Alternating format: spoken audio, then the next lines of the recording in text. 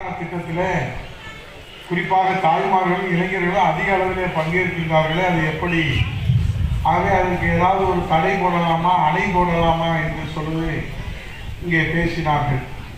100 நாள் வேலைவாய்ப்பு திட்டம். 100 நாள் வேலைவாய்ப்பு திட்டத்தில் 150 நாளாக உயர்த்துவோம், ஊதியத்தை உயர்த்துவோம் என்று சொன்னார்கள். 100 நாள் வேலைவாய்ப்பு பார்த்தவர்களுக்கு சம்பளம் கூட கொடுக்க முடியாத துப்புள்ளாத அரசு தான் இந்த திமுக அரசு. புரட்சித் தலைவர் ஐயா எடப்பாடியார் அவர்கள் மாண்புமிகு உள்துறை அமைச்சர் அமித்ஷா அவர்களை சந்தித்து 2999 கோடி ரூபாய் 3000 கோடி ரூபாயை தமிழகத்திற்கு பெற்றுத்தந்து 100 நாள் வேலை தொடர்வதற்கு அச்சாரமிட்டவர் புரட்சித் தலைவர் ஐயா எடப்பாடியார். நீங்க என்ன வேணாலும் தடை போடுங்க. காற்றாற்று வெள்ளத்திற்கு தடை போட முடியுமா, அணை போட முடியுமா?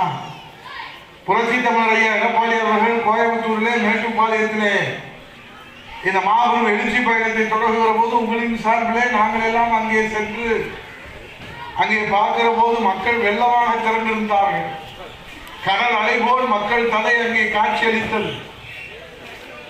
கொங்கு மண்டலம் தான் அங்கே கொடி பறக்கிறது என்று அண்ணா திராவிட முன்னேற்ற கழகத்துடைய வெற்றி கொடி பறக்கிறது என்று பார்த்தால், அதற்கு பிறகு அங்கே விழுப்புரத்தில் வன்னிய மண்ணிலே அங்கே அண்ணா திராவிட முன்னேற்ற கழகத்துடைய வெற்றி கொடி, அதற்கு பிறகு அரியலூர், அதற்கு பிறகு பெரம்பலூர் என்று தொடர்ந்து அவங்க கரண்டை கூட ஆஃப் பண்ணுவாங்க, சொல்லவும் கேட்டு